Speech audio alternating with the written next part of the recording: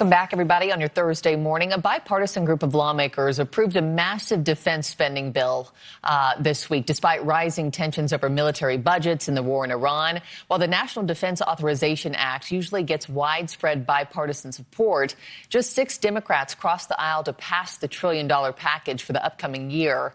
Meanwhile, 7 Republicans voted against it. For more, let me bring in House Small Business Committee Chairman, Texas Republican Congressman Roger Williams. Sir, always a pleasure to have you. Thank you for your time. Just for starters, what's your message to your 7 Republican colleagues who voted this bill down?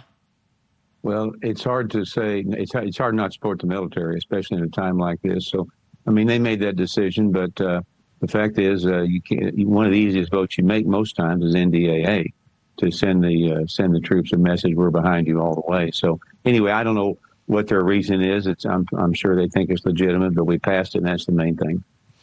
The NDAA obviously cleared the House narrowly, as I mentioned, but Speaker Mike Johnson still plans to attach it to the Save America Act before sending it to the Senate.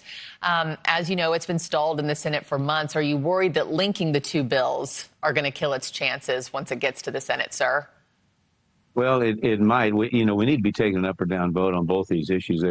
Like I said earlier, easy votes. I mean, if you can't make a vote to say illegals can't vote in America, I mean, that's about as simple as it gets. So the Senate's a whole different breed over there. They say they don't have the votes. We'll see what happens. But I think whatever we need to do to get it passed, we should do it. What happens if it doesn't have the votes? And what happens if it's dead on arrival there? I know I was looking at the congressional schedule this morning. House leaves for recess, July 24th through August 31st. How are you going to get any work on that done if the Senate doesn't pass it?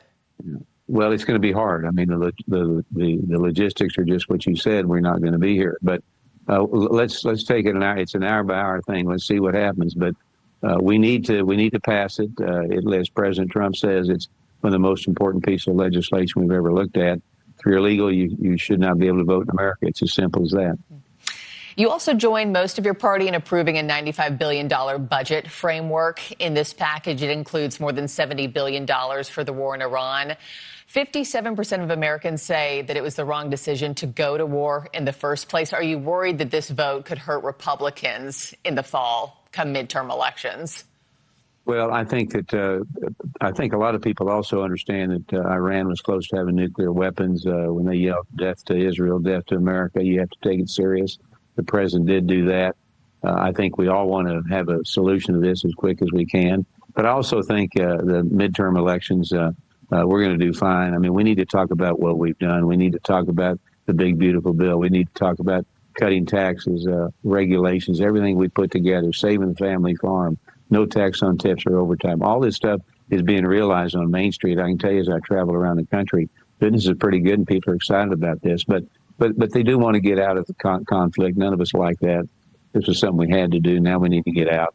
And I think that, though, aside from that, energy prices are going to come down. I think we'll be in good shape in November. Just speaking of the war and what happens next, your House colleague, South Carolina Congressman and Republican Senate candidate Ralph Norman, seemed to hint that the president might consider putting boots on the ground. Take a listen to what he just said. Whether the air will be the only way, we'll find out. But the process has been, the president has exercised restraint. The 6-day moratorium is over with. And you got a bunch of lunatics he's dealing with over there. They don't mind killing their people. They don't mind killing Americans. And we've had it with them. Congressman, do you know if the president is really considering putting troops on the ground in Iran? And is that something that you would support? Well, I haven't heard him say that. I know all options are on the table. But the last thing you ever want to do is send troops on the ground. And I know the president feels the same way. We've got a lot of power. But when you add the troops in there, it's even more powerful. But I would be hesitant to do that unless we saw that was the way we needed to do it to end this thing. Texas Congressman Roger Williams, thank you for your time, sir. As always, have a wonderful day. God bless.